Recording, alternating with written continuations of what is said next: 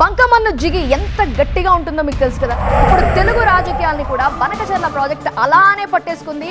బనకచెర్ల చిచ్చు రేగుతోంది గల్లీ నుంచి ఢిల్లీ దాకా. రెండు రాష్ట్రాల మధ్య రచ్చకి కారణమవుతున్న ఈ ప్రాజెక్ట్ మరోసారి పార్లమెంటు వేదికగా తెర మీదకి వచ్చింది. తెలుగు రాష్ట్రాల మధ్య బనకచెర్ల చిచ్చు రేగుతూనే ఉంది. ఏపీ ప్రతిపాదిస్తున్న ఈ ప్రాజెక్టు పట్టాలెక్కేదెప్పుడో పూర్తయ్యేదెప్పుడో తెలియదు కానీ అటు తెలంగాణలో ఇటు ఏపీలో గల్లీ నుంచి ఢిల్లీ దాకా రాజకీయ పార్టీలకు బలమైన అస్త్రంగా మారింది. ఈ అంశంలో తగ్గేదేలే అన్నట్టుగా ఉన్న ఏపీ ప్రభుత్వ తీరును వ్యతిరేకిస్తూనే ఇటు తెలంగాణలో మాటల యుద్ధం చేసుకుంటున్నాయి పాలక ప్రతిపక్షాలు. కొన్నాళ్లుగా తెలుగు రాష్ట్రాల మధ్య నలుగుతోన్న బనకచెర్ల అంశం ఇప్పుడు పార్లమెంటుకు చేరింది.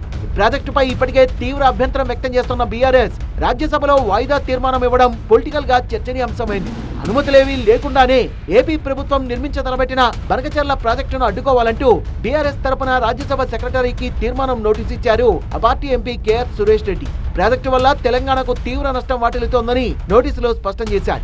ఇప్పటికే ఓసారి సభలో బనకచెర్లపై వాయిదా తీర్మానం ఇచ్చిన బీఆర్ఎస్ రెండోసారి కూడా నోటీసు ఇవ్వడం ఇష్యూను పార్లమెంట్ సాక్షిగా తెర మీదకు తీసుకొచ్చింది.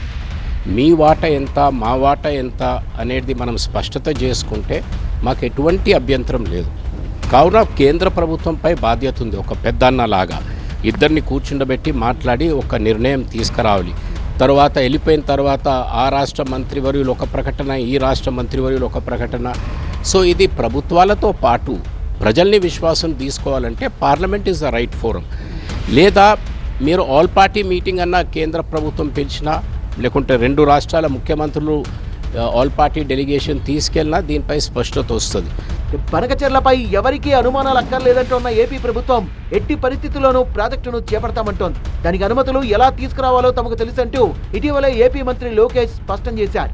ఈ విషయంలో తెలంగాణ ప్రభుత్వ పెద్దలు సైతం అదే స్థాయిలో స్పందిస్తున్నారు. వాళ్లకు ఎలా కట్టాలో తెలిస్తే ఎలా ఆపాలో తమకు తెలుసంటూ TV9 క్రాస్ ఫైర్ లో స్ట్రాంగ్ కౌంటర్ ఇచ్చారు డిప్యూటీ సీఎం భట్టి విక్రమార్క. పక్క రాష్ట్రం ఆంధ్రప్రదేశ్ సంబంధించినటువంటి ప్రభుత్వానికి కూర్చొని మాట్లాడుకొని సెటిల్ చేసుకోవాలనుకుంటే ఎస్, మీ ప్రభుత్వం ఏంటో వచ్చి ఇక్కడికి వచ్చి పైన ఉన్న రాష్ట్రంతో మాట్లాడుకొని మేము ఇట్లా చేద్దాం అనుకుంటున్నాం, మీకున్న అభ్యంతరం ఏంటంటే మా అభ్యంతరం ఏంటో మేము స్పష్టంగా చెప్తాం. రాష్ట్ర ప్రయోజనాల తర్వాతనే ఏదైనా మీరు ఉంటే చూసుకున్నాను. మీరు రాష్ట్ర ప్రయోజనాలు వదిలేసి మీరే మేము డిజైన్ చేసుకొని మేము తెచ్చుకుంటాం, ఏదైనా ఎవడు ఆప్తున్నా చూస్తామని లోకేష్ గారు మాట్లాడి మేము తెలిసి ఎట్లా తెచ్చుకోవాలంటే మాకు కూడా తెలిసి ఎట్లా ఆపాలి. బనకచెర్లపై బీఆర్ఎస్ కాంగ్రెస్ పార్టీల వ్యవహారం ఇలా ఉంటే బీజేపీ మాత్రం వ్యూహాత్మక మౌనం పాటిస్తోంది. రెండు రాష్ట్రాల ముఖ్యమంత్రులే దీనిపై చర్చించుకోవాలని చెప్తోంది. రెండు రాష్ట్రాలకు మంచి జరగాలన్నదే తమ ఉద్దేశం అంటోంది. కొన్నాళ్ల సైలెన్స్ తర్వాత మళ్లీ తెర మీదకి వచ్చిన బనకచెర్ల ఇష్యూ పొలిటికల్ గా ఏ టర్న్ తీసుకుంటుందో చూడాలి.